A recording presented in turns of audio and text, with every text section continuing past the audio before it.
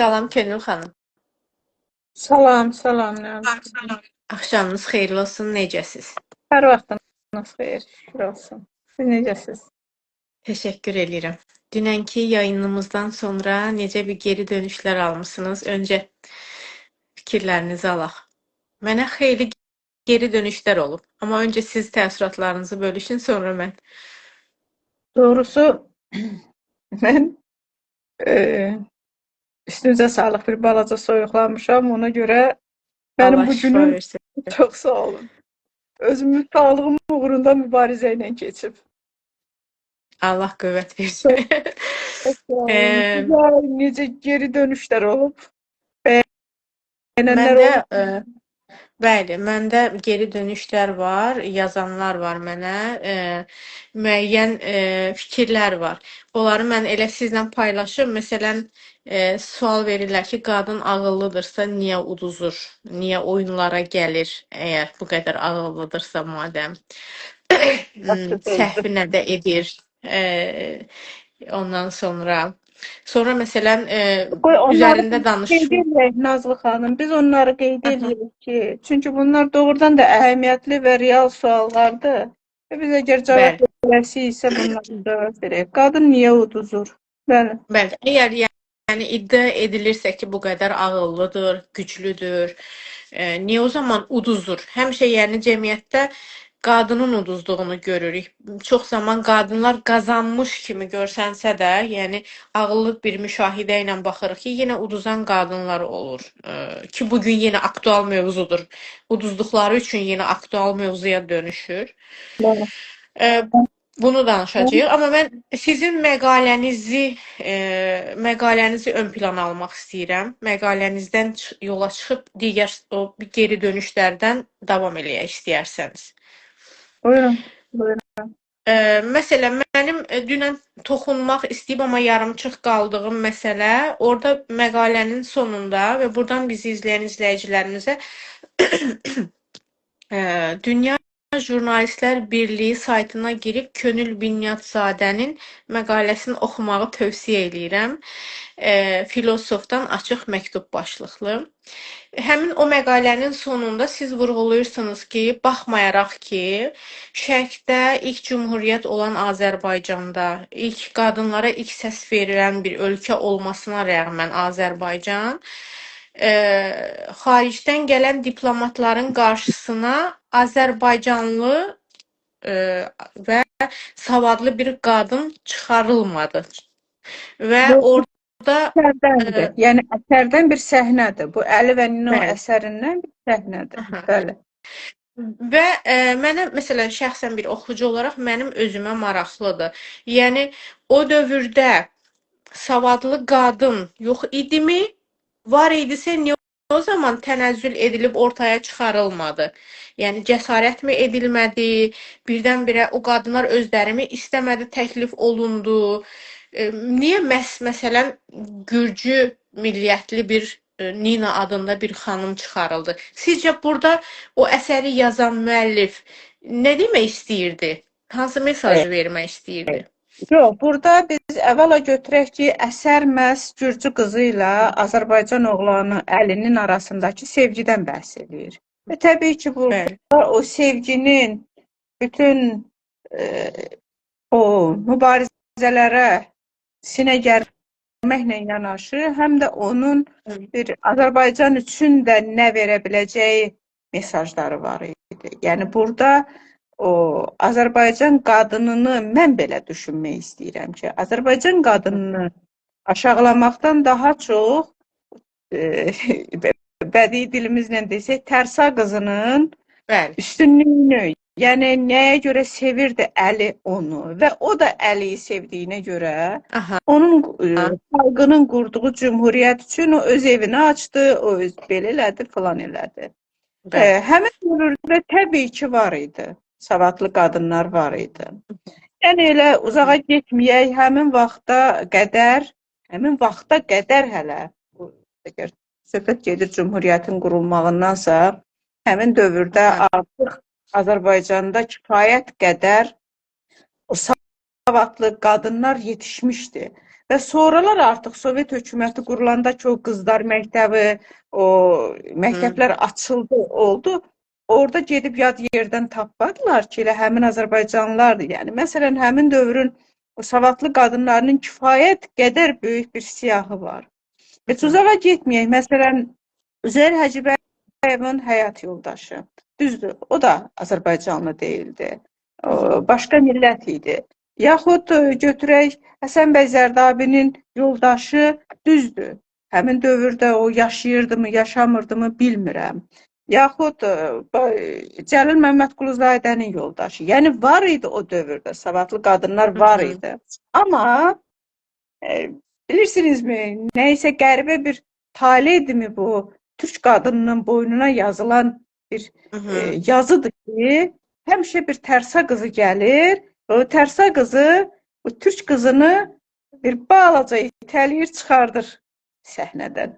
Bir balaca çiyninlə vurur və onu çıxardır. Hər halda belə bir yaxşı bir atalar söz var, mən bunu Borçalılardan eşitmişəm. Bəlkə də yerinə düşərdir. Özgə elin halvası vololo ilə yeyirlər.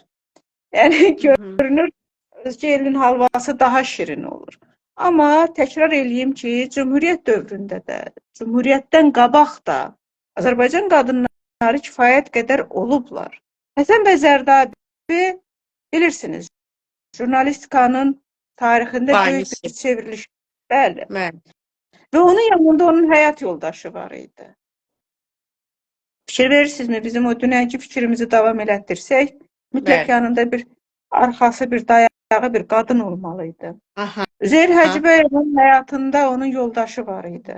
Yəni bunlar var idi. Əhməd Cavadın şükriyəsi var idi, bəli. Mütləq. Bunlar var idi.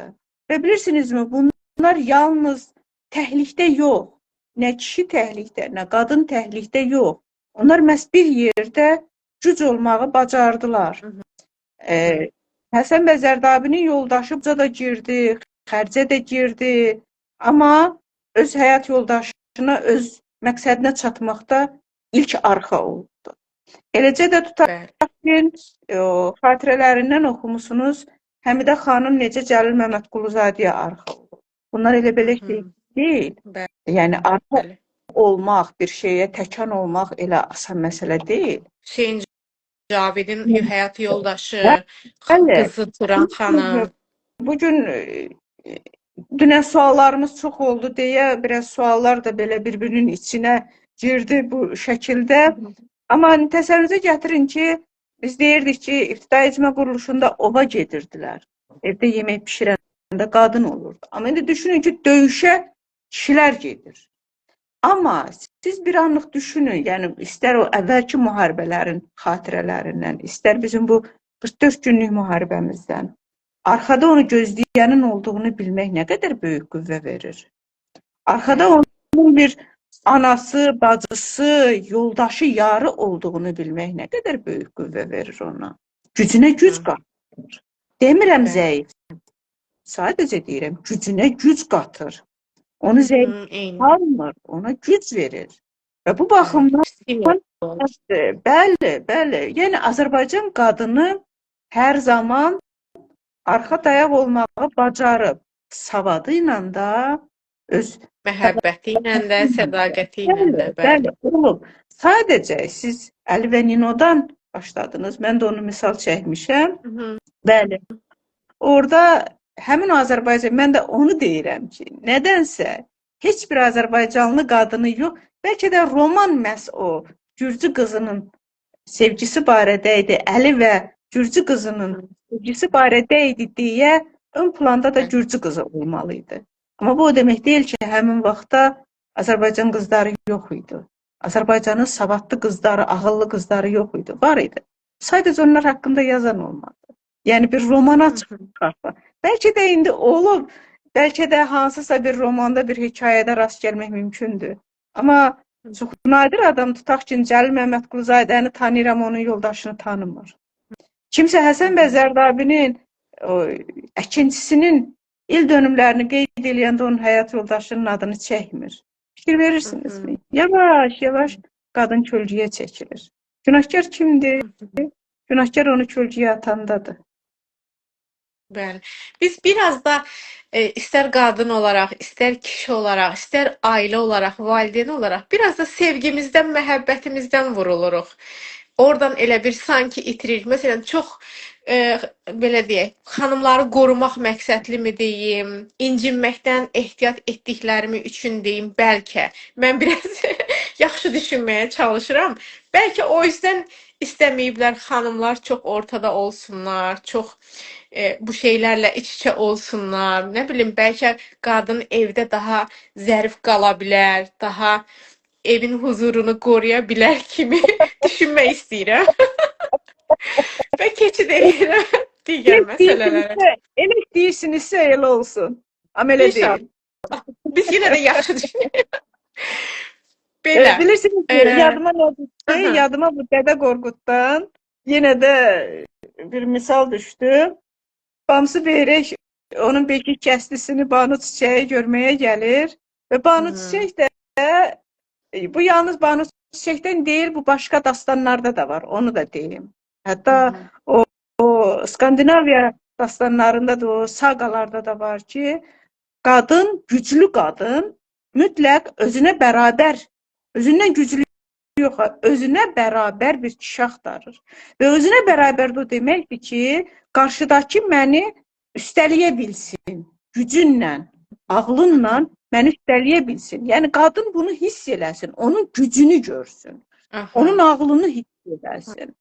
Və Banu Çiçəkdə belə bir mənzərə var ki, Bamsı Beyrək onunla qurşaq tutanda, onlar güləşəndə, onda Bamsı Beyrək görür ki, uduzur. Görür ki, uduzur və güləşdə qadağan olunmuş fəndə əl atır. İstifadə edir, bəli. Bəli. Bilirsinizmi? O qadağan olunmuş fənddən istifadə eləməklə və burada məhz o qadın güzəşt edir. Çünki qadın onu zaten tanıyır. Qadın onu, belə deyək, zaten bəyənib. Onu bir beşik kəstisi olduğunu bilir. Və qadın bir addım geri atır. Bir addım bilərəkdən geri atır. Çünki qadın orada geri addım atmaya da bilərdi. Məsələn, Skandinaviya Dastan sagasında orada baş qəhrəman qadın, Brunhildadır deyəsən, adı yadımdan çıxıb, orada o qadına üstün gələ bilmirlər. Və nəticədə orada mən o dastanı oxuyandan sonra uzun müddət özümə gələ bilmirdim.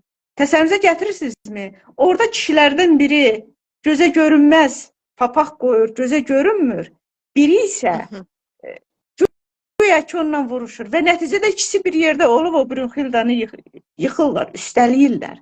Və sonralar onu biləndə, Brunhilda biləndə ki, onu məhz o cürə yıxıblar, onu bağışlamır. Təsəvvürünüzə gətirsiniz, onu bağışlamır və axıra qədər də bağışlamır onu. Və bilirsinizmi? Amma yenə də türk qızı bağışlayır. Selcan Xatun da bağışlayır onu öldürmək istəyən, Qanturalını, Banu Çiçək də bağışlayır. Və yəqin ki, indi belə desəm, biraz qeyri-adi səslənəcək, bağışlamağındadır bəlkə yanlışdır.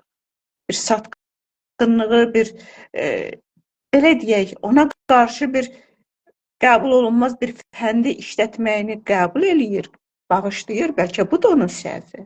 Bilmirəm.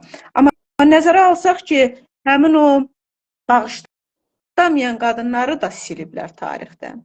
Bağışlayanı da siliblər.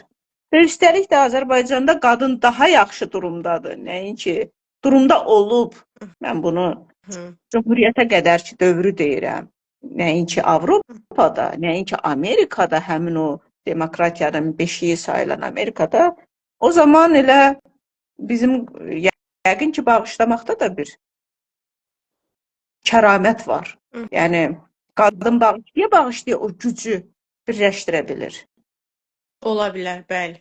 O motivləri özündə birləşdirdiyi üçün bəlkə bugünə, məsələn, baxanda biz yaxın qonşularımızın içərisində, bu mənim yenə deyirəm, şəxsi müşahidəm və şəxsi nəticəmdir. Çünki qonşu ölkələrin hamısında olmuşam.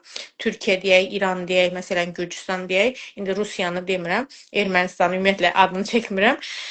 Məsələn Türk toplumuna aid və yaxud yaxın bu ortaq mədəniyyətlərimizin olduğu ölkələrin içərisində hal-hazırda ailədir, mədəniyyətdir, adət-ənənələrdir, hələ də tutula biləcək bizim Azərbaycan cəmiyyətidir. Bəlkə bizim qadınlarımızın o bağışlaya bilməsi, sevgiyə önəm verə bilməsi, ailə ola bilmə istəyindəki mücadiləsidir ki, hələ də onu qoruyub saxlaya bilmişik, hələ də günümüzə gətirib saxlaya bilmişik. Hal-hazırda bunun üçün də mücadilə verir. O mücadilənin, mübarizənin addımın biri də budur ki, bugün sizlə biz burada oturub bu məsələni müzakirə edirik. Bir çıxış yolu tapmağa çalışırıq. Bəlkə yaxşı bir şey etməyə çalışırıq. Bilirsinizmi, bax, adicə tutaq ki, o sarı donlu Selcan xatunla Qanturalının döyüşünün axırında ki, Selcan xatun ona sübut eləyir ki, mən səndən güclüyəm, amma sonra bir kəlməsinlə ki, öyünürsə, ər öyünsün. Öyünmək qadına yaraşmaz. Yəni, bu bir növ, belə deyək, qadının təvazökarlığıdır. Bəlkə də çox böyük gücün təzahürüdür. Axı bilirsiniz, çox güclü olanda, çox ağıllı olanda, bir o ağıllı qədər, gücü qədər də təvazö yaranır.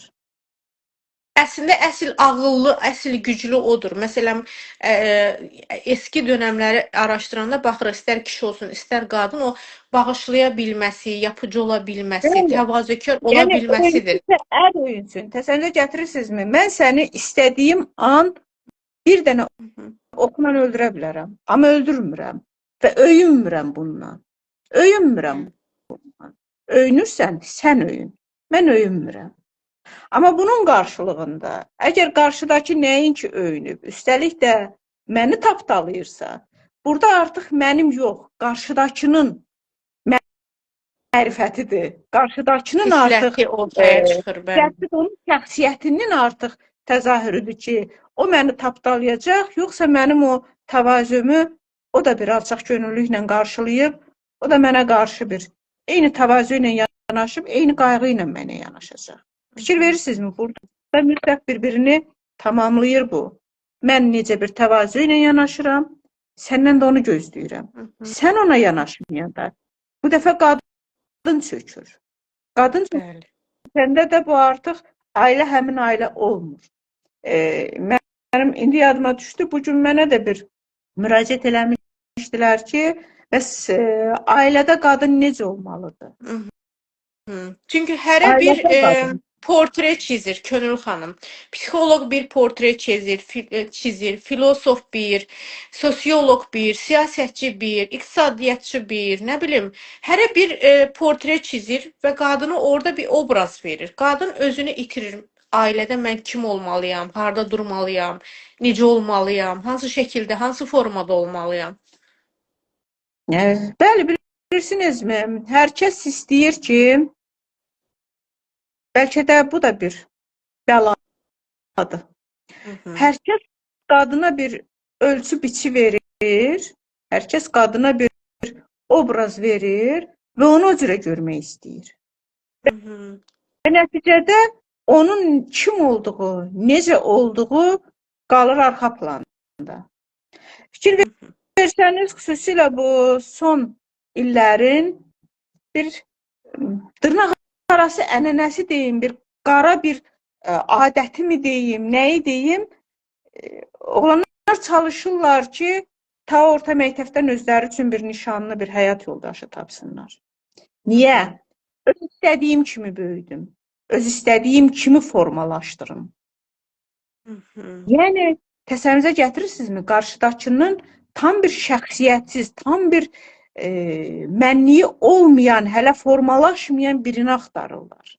Ki, gələndən sonra mənim üçün bir əlavə bir problem yaratmasın. Əlavə problem dediyimiz nədir? Əlavə problem dediyimiz qadının nəyisə bir də nəyisə nəyisə istəyər, nəyisə tələb eləyər. Qadın birdən nə bilim, bilmirəm, mən təsəvvürümə gətirə bilmirəm ki, onlar özlərini yetişdirdiyi, yəni özlərini o qədər yüksək bilirlər ki, qarşıdakını da özü yetişdirmək istəyir. Yaxşı, onda həyat yoldaşını da al özün yetişdir, övladların olsun, onu da özün yetişdir. Bəs bu ailənin orijinallığı nə olacaq? Ailədə yetişən yeni, növbəti addım nə olacaq, kim olacaq?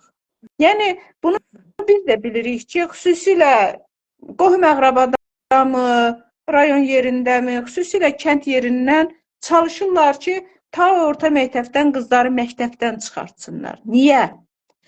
Qızın gözünü açmağa qoymayın. Qızın gözünü açılmağa qoymayın. Maraqlıdır ki, bu Avropa filosoflarından Fichte'nin maraqlı bir fikir var ki, deyir, bəs qadınlar çox ağıllıdır. Qadınlar istəsələr öz kimliklərini sübut eləyə bilərlər. Amma qadın öz kimliyindən könüllü şəkildə imtina eləyir. O vaxt ki, qadın maraqlıdır. Bəli, qadın ərinin soyadını götürür və öz soyadından imtina eləyir. Fikir verirsinizmi? Fichte sonra da cümləsini bu cürə bitirir ki, yaxşı ki də belədir, yaxşı ki qadınlar ayılmırlar. Fikir verirsinizmi? Yaxşı ki qadınlar ayılmırlar.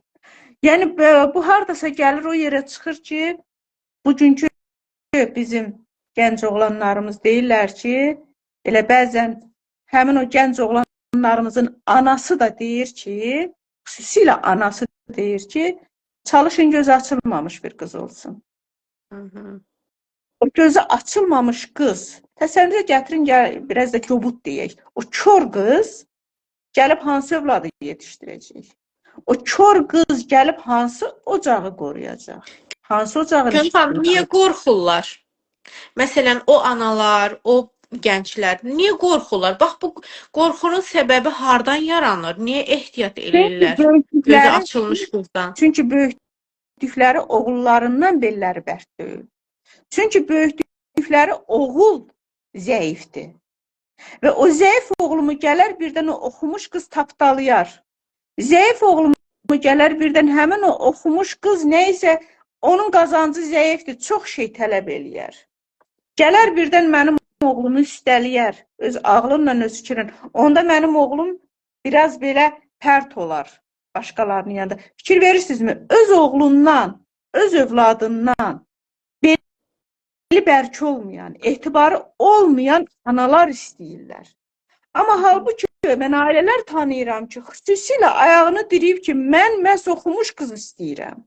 Mən oxumuş qız istəyirəm ki, mənim nəvələrim də yüksək mənəviyyatda olsunlar. Bəlkə də azdıramı var. Bunu dərk eləyən, məhz oxumuş, gözü açıq, bu dünyanı dərk eləyən istəyir. Və bilirsiniz, qəribə bir şey də deyim, Nazlı xanım. Qəribə bir şey də deyim ki, bəzən həmin o gözü bağlı qızlar gəlirlər, müəyyən yaşa çatandan sonra, axı bu nə qədər kör olacaq? İraq olsun deyir, itin balası da, pişiyin balası da müəyyən müddətə qədər gözü kör olur, sonra açılır. Və həmin o kör gəlir, belə bir ailədə gözü açılandan sonra, həmin onu tərbiyə eləyən adamın tərbiyəsini götürəndən sonra başlayır öz etiraz səsini ucaltmağa. Brilyant istəyir, gəzmək istəyir, onu istəyir, bunu istəyir. Ancaq bunları istəyir. Amma nə ərinə arx ola bilmir, nə övladlarına an ola bilir. Niyə? Çünki kör gəlmişdi və onu gətirən həmin o gənc öz istədiyi kimi, özü kimi böyütmək istəmişdi. Nəticədə də ortaya belə bir faciəli bir durum çıxdı. Bir qism, cəmiyyətin digər bir qismi də var ki, yəni o sizin dediyiniz savadlı, ağıllı, huzurlu həyat yoldaşı axtaranlar azdır, amma var, bu da var. Ortada bunu parantez içine alaq, amma bir qism də var ki, daha çox maddiyyat yönlü düşünür. Oğluna deyir ki, diplomlu qız al, savadlı, ağıllı demir. Diplomlu qız al, maddi imkanı yaxşı olan ailənin qızı olsun. Ondan sonra belə deyək, səni çəkib çevirən olsun. Nə bilim, bu stereotiplərdə olanlar da var. Amma bunlarınki da ailə olmaq deyil. Bunlarınki da bir şeylər qazanmaqdır. Özlərində bəlkə olmayan, bəlkə olanın üstünə əlavə edeyim. Sırf maddiyyat yönümlü. Bu tərəfdən mənəvi tərəfdən, huzur tərəfdən boşdur, amma maddiyyat tərəfə daha çox fokuslanıb. Bu da var. Bilirsinizmi? Əslində evlilik ta qədim dövrdən həmin o siyasi bir ittifaqdır. Şahlar öz övladlarını evləndiriblər ki, düşmənçilik ortadan götürülsün. Dövlətlər arasında o torpaq davası bitsin. Yəni bu çoxdanın siyasətidir. Və hansısa şahın, hansısa xanın qızını almaqla oğlumun da gələcəyini təmin eləməkdir. Bu çoxdankı siyasətdir və belə desək, özünü doğrultmuş siyasətdir. Amma digər tərəfdən də yenə bir atalar sözü çəkəcəm. Deyir, şahla qohum olanın darvazası gen gərək. Varlı qızını alandan sonra da onun nazını çəkmək gərək. Onu çəkməyi də bacarmaq lazımdır. Yəni, sənin özünün bir maddi durumun zəifdirsə, o varlı qızını gətirib, oğlunu tapdaq altına eləməklə, oğlunun maddi durumunu düzəldib, mənəvi tərəfindən əzməklə yenə bir şey qazanmırsan.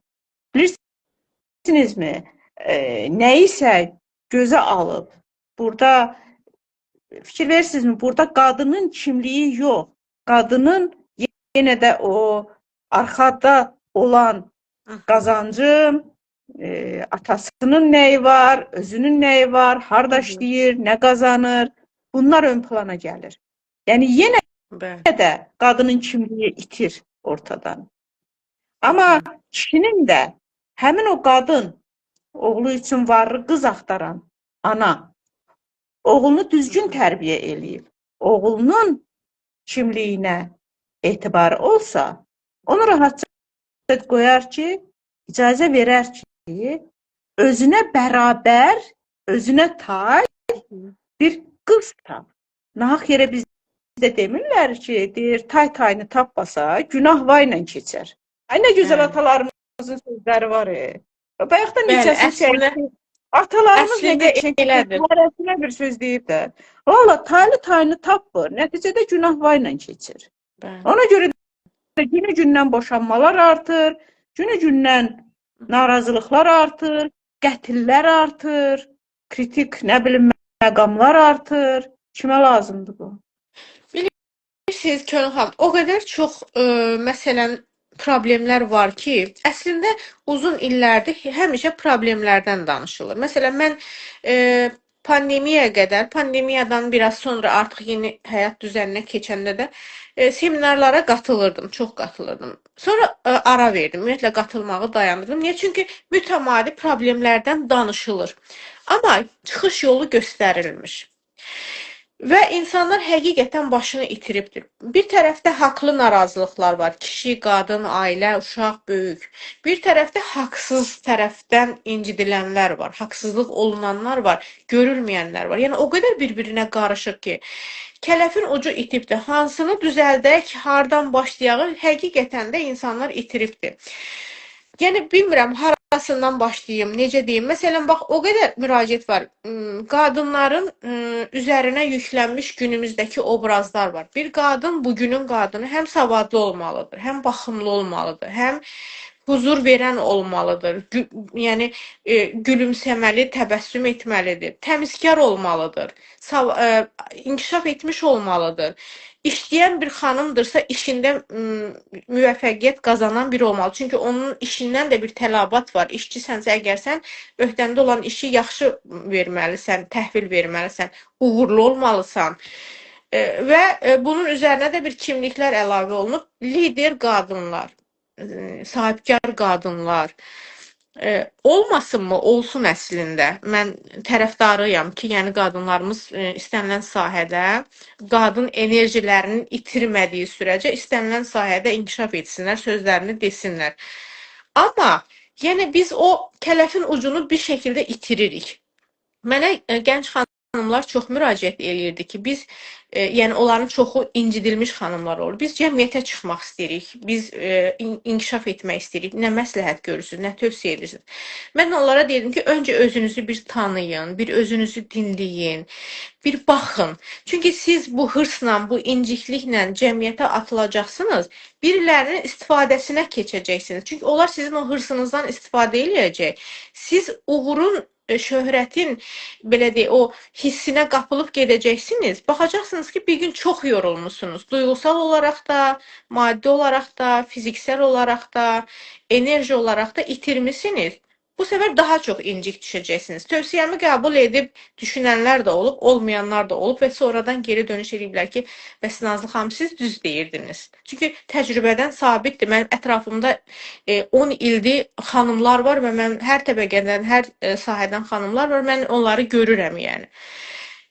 Yəni bilmirəm, yəni bu qadınların üzərinə bugün oturdulan bu kimliklər nə dərəcədə lazımlıdır? Könül xanım, uzun illərdir araşdırma edən, kitablar yazan, yəni elm sahəsində olan, Azərbaycanın hüdudlarından kənarda olub təcrübə, müşahidə edən bir filosof olaraq, yəni bugün bu qədər kimliyə sahib olmalıdırmı xanım? Yoxsa birilərinin dediyi kimi itaət edən, elə evdə yeməyini bişirən, nə bilim, ailəsinə odaklanan, uşaq dünyaya gətirən olmaq daha yaxşı olardımı? Dünən biz söhbətimizi eləyəndə biz dedik ki, Azərbaycanda Avropa dəyərlərinə çox üstünlük verirlər. Və uzun müddət Avropada məhz aristokrat ailələrdə, indi mən aristokrat ailələri deyirəm, bunun yanında digər ailələrdə də eyni şey olub, qadını ilk növbədə nə öyrədirdilər? Musiqi alətində çalmağı, mahnı oxumağı, bir neçə xarici dil, tikiş tikməyi, qulluq eləməyi, baxmayaraq ki, aristokrat ailədir, qulluq eləməyi. Yəni, bir evli qadının həyatında, ailə həyatında nə lazım olursa, bunu öyrədirdilər. Və maraqlıdır ki, Kant, Alman filosofu Kant deyirdi ki, çalışın qadına öz cinsi çərçivələrində nə isə öyrədin. Ona imkan verməyin cinsindən kənara çıxsın. Və bütün bunlarla bilirsinizmi, qadını bir növməsi o şəbəkə, müəyyən o çərçivədə saxlamaq ki, qadın o çərçivədən çıxmasın. Qadını çərçivədə saxlayın. Və bu, dünən də danışdıq bu barədə ki, bu Avropanın verdiyi, Avropanın söykəndiyi, istinad elədiyi dəyərlərin nəticəsidir. Azərbaycanda yaxud da türk kimliyində elə bir şey olmuyor. Məhz cinsi səviyyətində qalmaq, cinsindən kənara çıxmamaq kimi bir qadağa olmuyor. Bəlkə də ona görə bizlərə o Avropa dəyərləri məhz onu bizlərə diktə eləyəndə bizə qəribə gəlir. Biz biraz qəbul eləməkdə çətinlik çəkirik. Ki, necə olur ki, mənim məsələn, mənim ulu əcdadım belə eləməyib, mənə deyirsiniz ki, mən ulu əcdadına oxşa, mənimki elə olmayıb, baxı, tutaq ki, Tomris vuruşub, tutaq ki, Dədə Qorquddakı qadınlar vuruşub, Natəvan şeir yazıb, məclislərdə oturub, lazım gələndə qonaq qarşısına çıxıb, şahmat oynayıb. Niyə? Bəs məndən niyə başqa şey tələb edirsiniz? Yəni, bu cinsinin çərçivəsində qalmaq kimi bir tələb Avropadan gələn bir dəyərdir. Yenə deyirəm, onların özləri artıq ondan çoxdandan çıxıblar. Amma biz bunu hələ də xonçamızda saxlayırıq bəhbəhlə. O ki, qaldı qadına verilən obrazlar. İndicə dedim ki, yəni, qadına obrazlar verməklə qadını müəyyən yenə də çərçivəyə salmaq istəyirlər. Siz onu çox gözəl dediniz, çox əla dediniz.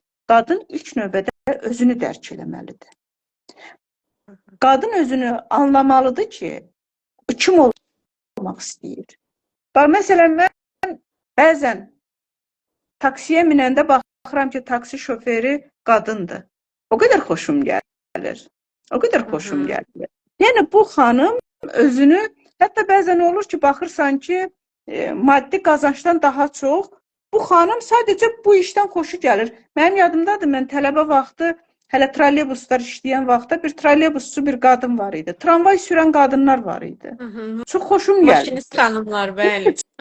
Çox xoşum gəlirdi. Yəni, bilirsinizmi, qadın özü olmaqdan qorxmamalıdır. Əksinə, ona biçilən, onun olmayan formadan qorxmalıdır. Təsəvvürünüzə gətirin ki, mən özümün içimdə mən dizayner olmaq istəyirəm. Məsələn, yaxud mən həkim olmaq istəyirəm. Lap belə deyək, mən tramvay şoförü olmaq istəyirəm. Mən sürücü olmaq istəyirəm. Xoşum gəlir sürücülükdən. Amma mənim valideynim, mənim beynimə yeridib ki, yox, səndən yaxşı lider olar. Və lider olanda sən yaxşı qazanacaqsan, səni hamı sayacaq, sən vəzifədə olacaqsan və s. və ilaxır. Və nəticədə mən, bu bilirsiniz nəyə oxşuyur? Mənə böyük olan, yaxud mənə kiçik olan bir paltar geyinirəm. Həm mənə yaraşmayacaq, həm mən özümü narahat hiss eləyəcəm. Mənim ölçülərimə uyğun olmayan həmin o paltarda. Ya qollar gödək olacaq, ya əynimə əksinə çiyinlər düşəcək. Mənə yaraşmayacaq o paltar. Amma özünü dərk eləyən və özü olmaqdan qorxmayan xanım nə kiminsə alətinə çevrilmir. Çevrilmək bir qorxusu da yoxdur. Nə də, yəni o başqa obrazda olub yarı yolda nə vaxtsa bezib tükənmək kimi bir təhlükəsi yoxdur. Çünki özünü dərk eləyən bir şəxs İçindən gələn bir enerji ilə hərəkət eləyir. Yəni, potensialının fərqində olur. Harada dayana biləcək, hansı sahədə inkişaf eləyə biləcək. Həmin potensial içdən qaynadığına görə, yəni qaynaq içərdən olduğuna görə tükənmir. Əksinə, və tutaq ki, kənardan kiməsə, məsələn, anamın dediyinə, anamın mənim tərif eləməyinə istinad edirəm ki, anam demişdi ki, sən çox ağıllı qızsan. Səndən yaxşı professor olar. Anam bunu deyənə qədər mən bir yerə qədər gedirəm. Sonra mənim anam da özünə başı qarışır, mənə fikir vermir və mən qalıram belə ortalıqda yalqız. İndi nə edeyim? Mama, indi nə edeyim? Qalıram belə. Yəni bilirsinizmi? Amma özünü dərk eləyən, məsələn, o içində olanı üzə çıxartmağı bacaran tükənmir. Tükənməmək də o demək ki, öz məqsədinə çatır. Və daha məqsədə uyğun, daha faydalı, daha ağıllı şəkildə öz istiqamətində irəliyə gedə bilir. Bəli, bilirsinizmi, indi dövrümüz elə gəlib ki, müəyyən sahələr var ki, pullu sahələrdir. Bu dizaynerlik olsun, bu tutaq ki, müğənnilik olsun, idman olsun, yaxud çox indi son vaxtlar dəbdir, psixoloqluq olsun. Yəni, müəyyən sahələr var ki, həmin sahəyə çox gedirlər. Xüsusilə xanımlarımız.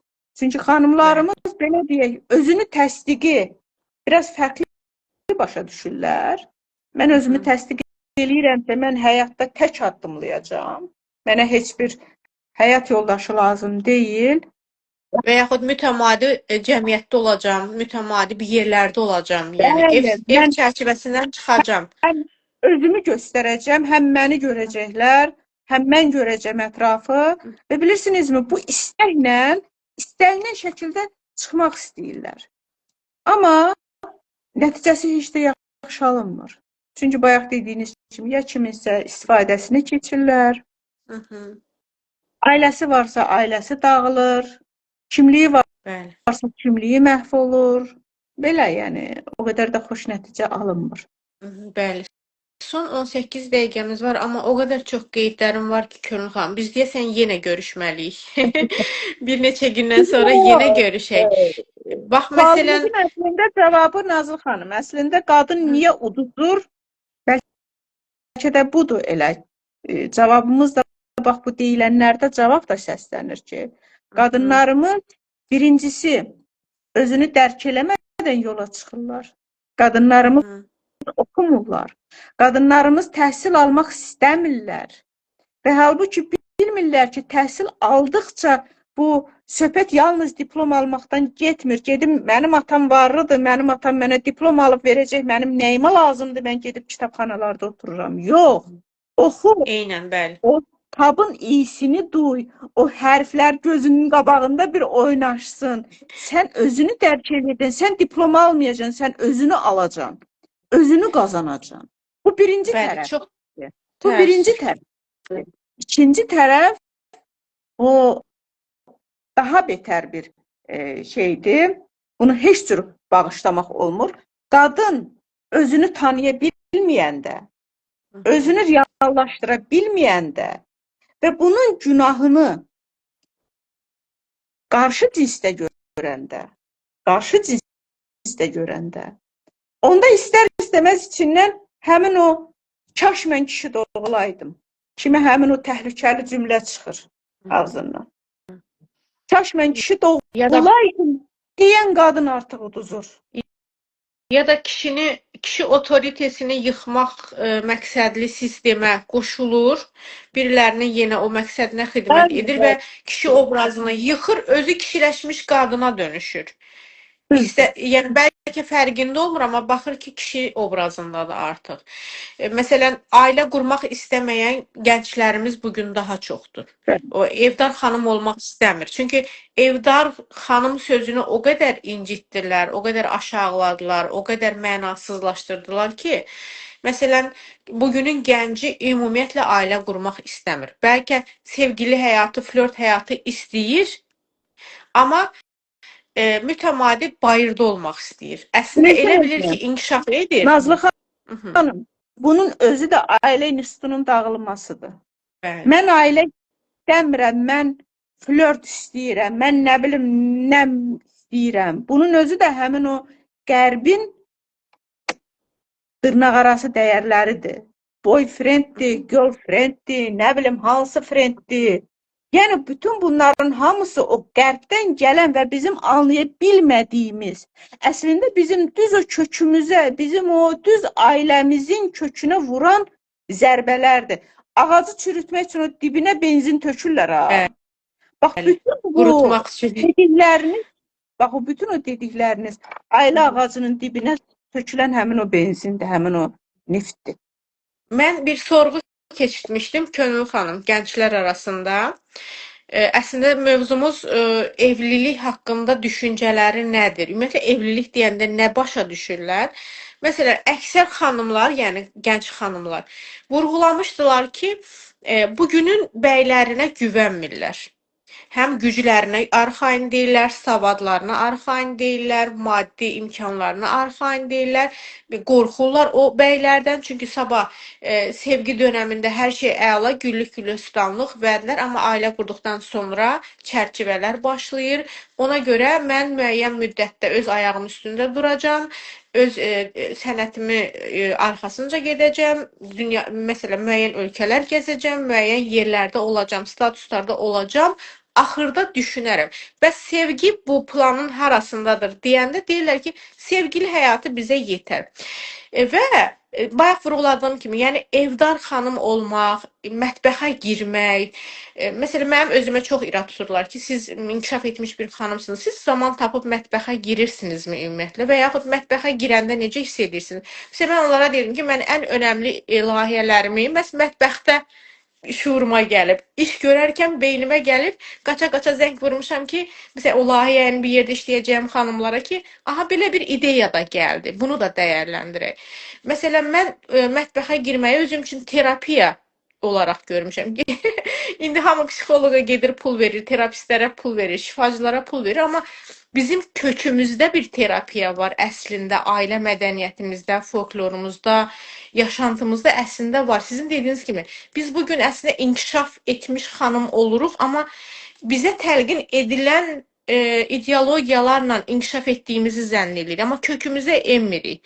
Mənəvi dəyərlərimizə enmirik, mədəniyyətimizə enmirik, tariximizə enmədiyimizə görə, kitabxanalarda oturub o kitabın qoxusunu almadığımıza görə kimsə bizə pulu ilə nəsə təlqin edir, təlim keçir və biz bununla inkişaf olmuş insan modelinə dönürük. Halbuki onlar da bizə hardansa gəlir və biz bugün həzz dünyasına yönəlmiş bir insana dönüşürük, bir gəncə dönüşürük, bir xanıma, bir bəyə dönüşürük. Hedonizm, narsizm baş alıb gedir. Bir maraqlı bir roman var idi. Bir vaxtlar ona film də çəkmişdilər. Vanlıqda şərqi deyənlər, bəlkə kimlərinsə yadına düşər.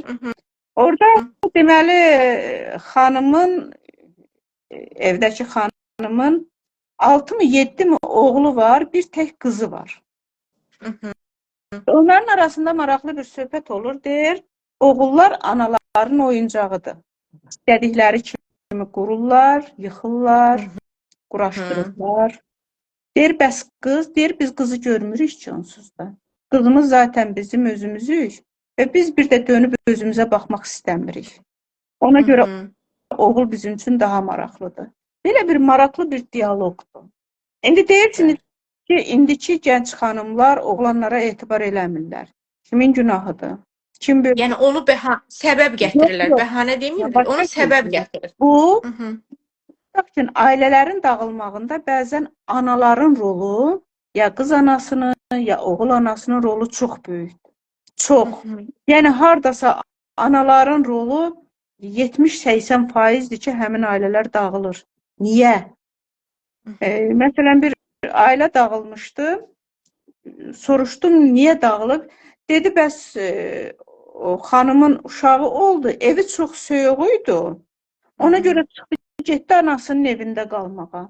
Təsəvvürə gətirirsinizmi? Yəni, bu adam ailə qurduğu evdə, ev soyuqdur deyə evi qızdırmaq əvəzinə çıxıb gedir və ailə dağılır. Hələ ilk uşaq dünyaya gəlməmiş bunlar ailəni dağıdırlar. Yəni, burada günah kimdədir? Günah həmin oğlu böyüdən, lap başdan dediyimiz, həmin zəif oğlu böyüdən anadadır. Həmin o zəif oğlu böyütmək üçün hər iki tərəf, ana da, ata da bir yerdə olmalıdır. Mən təsadüfən demədim ki, yəni bunu mən demirəm, bu həqiqətdir ki, başlanğıc iki nəfərdən başlayır. Qadın və kişi. Bunun biri olanda mütləq tərbiyədə özünü göstərir. Onların birində həmin o balansın gözü pozulanda, həmin o deyiri gətirib özüm tərbiyə eləyəcəm. Mütləq balans pozulur, tərbiyəsiz övladlar çıxır ortalığa. Həmin o özü kimi belə savadsız, çox belə mənəviyyatsız övladlar böyüdürlər, ortalığa çıxardırlar. Nəticədə kim uduzur yenə? Gələcəkdə həmin o övlad gedib evlənmək istəyəndə gedir yapışır bir səviyyəli bir qızın yaxasından, oxumuş bir qızın yaxasından, o da baxır deyir, axı sən mənim tayım deyilsən. Mən necə səndən ailə qurum? Yəni, ümumiyyətlə, həmin o zəif oğulları gördükcə nifrət yaranır. Halbuki, istər 44 günlük müharibəmiz olsun, istər onlardan başqa bizim çox layiqli gənclərimiz var.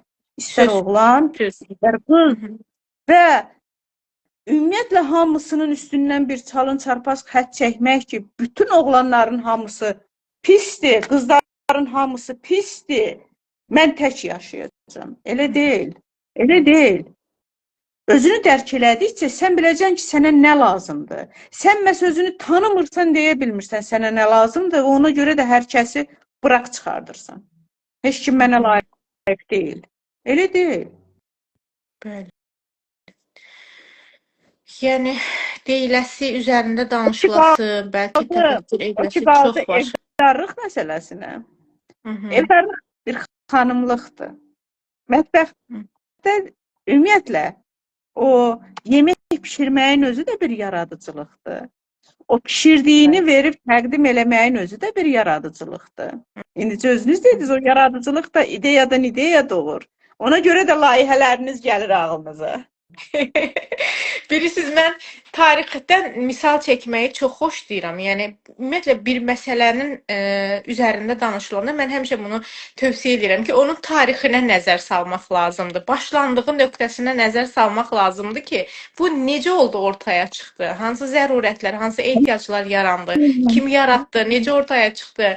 Yəni bir siyasətin olduğu bir dünyada yaşayırıq və işin içində siyasət var. Və mən baxıram ki, tarixdəki qadınlarımıza, kişilərimizə. Məsələn, deyirəm, Əhməd Cavadın Şükriyəsi var idi. Şükriyə xanım bəyəm savadlı, ağıllı və yaxud mücadilə edən xanım idi. Mətbəxə girmirdimi? Dünyaya uşaq gətirmədimi?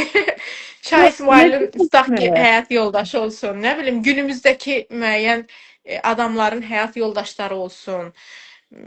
Yəni, onlar da mətbəxə girirdilər. Onlar da eyni zamanda uşaq tərbiyə edirdilər. Özlərində inkişafları vardı. Müəyyən bir mücadiləni öz öhdələrinə götürmüşdülər. Müəyyən bir missiyaları var idi. Təbii ki. Bilirsinizmi, evdar qadın bugün məsələn qarşıdakının üzünə sən qadınsan sözünü deməklə bunu söyüş kimi üzr istəyirəm. Bir aşağılayıcı tərzdə deyirsə, istər-istəməz özünü dərk eləməyən bir qadın başlayır düşünməyə ki, əgər bu pisdirsə, mənə qadın sözünü mənə söyüş kimi deyirlərsə, mən qadın olmaq istəmirəm. Xüsusilə bu körpə qızlar da olur. Oğulla qızı seçirlər, hədiyə gəlir, oğula verirlər, qıza vermirlər və qızda istər-istəməz bu ayrı seçkilikdən yaranan o inciklikdən mən qız olmaq istəmirəm, mən kişi olmaq istəyirəm, mən oğlan olmaq istəyirəm kimi fikir yaranır. Fikir verirsinizmi? Yanlış bir yerdən başlanan bir tərbiyə, ananın düzgün yönəltmədiyi bir tərbiyə, mən ananın deyirəm xüsusilə, çünki ana bunu yönəltməlidir. Güc ananın üzərinə düşür. Güclü olan anadır. Və bunu eləməyəndə nəticədə də ortalığa belə bir ağlamalı bir vəziyyət çıxır ki, qadın öz qadınlığından utanmağa başlayır. Evdar qadın deyəndə də, yəni bu iki qat söyüş olur ki, sən nə iş görürsən, evdar qadınsan. Yəni, evdarlıq, ev haradır, ev yuvadır, ev yuva qurmaqdır. Evdarlıq niyə günah olsun, niyə haram olsun? Niyə pis? Böyük cəmiyyətlər məhz o ailədə, o evdə formalaşıb çıxır, cəmiyyət olur. Bəli. Və əgər hansısa, məsələn, bir qadın, ərəb şairlərindən bir mütənəbbi var, cahiliyyə dövrünün böyük şairlərindən biridir. Öz nənəsinə bir şeir yazıb, orada yazıb ki, sən tarixə mənim nənəm kimi düşəcəksən. İndi bəzi analarımız özləri bu həyatda öz həyatlarını yarımçıq qoyublar, öz karyeralarını yarımçıq qoyublar ki, kiminsə anası, kiminsə belə deyək, oldu. Məhz cürə qalsın. Cürə qalsın tarixdə. Gönül xanım, son 5 dəqiqəmiz var. Burada bir sualımız var. Əslində çox gözəl fikirlər yazılıb, amma təəssüf ki, oxuya bilmirəm. Çünki sizi kəsib onları oxusam, o bir saatımız gedəcək. Amma Sahilə xanıma özəl təşəkkür edirəm. 2 gündür yayınımıza qatıldı və çox gözəl fikirlər bildirib. Gönül xanım, siz videonu izləyəndə bu fikirləri də oxuyarsınız. Mən özüm də oxuyub cavab yazacağım Sahilə xanıma. Amma bir xanımın sualı var. Əslində söhbətimizin üzərinə gəldiyi üçün bu sualı oxuyuram. Deyir ki, salam, axşamınız xeyirli olsun. Mümkünsə bu sualımı cavablayın. Deyir, niyə doğru olan əslində adi, normal insani davranışları göstərən zaman fədakarlıq etdiklərini düşünür insanlar. Ümumiyyətlə, fədakarlıq nədir? Günümüzün əslində psixoloqların əlində oyuncaq etdiyi bir mövzu var. Travma və fədakarlıq. Əslində, dünənə qədər yaxşı işlər gördüyümüz şeyləri bugün fədakarlıq adı altında da əlimizdən alırlar. Fədakarlıq yaxşı mənada nə zaman olmalıdır? Ümumiyyətlə, fədakarlıq nədir? Olmalıdırmı, olmamalıdırmı? 4 dəqiqəmiz var. Fədakarlıq əslində bilirsinizmi? Fədakarlıq olunan azın qarşılığında çox verməkdir. Aza haqqani olaraq qarşılığında daha çox verməyə razı olmaqdır. Yəni sevgisizliyin qarşısında sevgi verməkdir. Kasıblığın qarşısında bol-bol süfrə düzməkdir. Yəni analarımızda bu çox olub. Özü ac qalıb, övladına yedirdib. Özü oxumayıb, övladını oxudub. Bu fədakarlıqdır. Amma yaxşılıq yaxşı fədakarlıqdır bu. Amma hansısa insani bir hərəkət eləmək, hansısa bir normal bir olunmalı olan şeylər eləmək, hər şeyi fədakarlığa yazmaq deyil, hər şey qarşılıqlı olmalıdır. Tərəzinin gözünü, balansını qorumaq lazımdır. Mən bir şeydə güzəştə ki, ailə nədir? Ailə qarşılıqlı güzəştdir. Qarşılıqlı güzəştdir. Bir tərəf daim fədakarlıq eləsə tükənər bir gün. Bir gün bu fədakarlıq eləyirsə, o bir gün o eləyir ki, o tamamlansın. Yəni, o əyləndə bir gün bu tərəfə axırsa, bura quruya bilər. Bu gün də bu belə əyilməlidir ki, biraz da buna gəlsin. Yəni, qarşılıqlı anlaşma, qarşılıqlı hörmət, bunlara açıqlamaq lazımdır. Məsələn, siz dediniz, bir dəfə mənim bir leksiyamda bir gənc bir psixoloq oğlan oturmuşdu və o birdən-birə dedi ki, əgər qadınla, qızla oğlan anlaşmırsa, həmən boşanmalıdırlar. Bu qədər rahatdırmı belə boşanmalıdırlar? Axı, bu ailədir. Hansısa dəyərlər əsasında qurulmuş yeni dəyərlər qura biləcək bir ocaqdır. Bəli.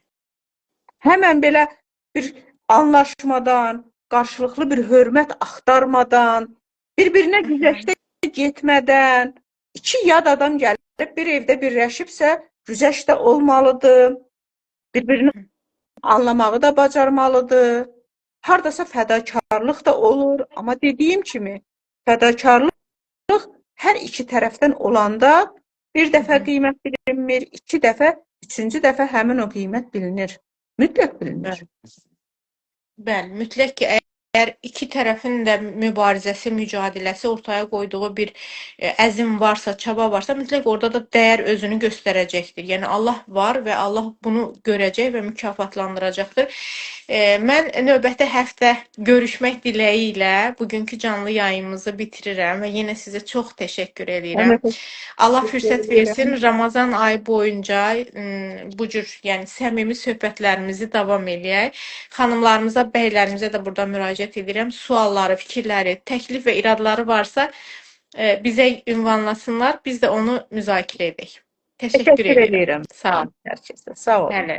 Sağ olun.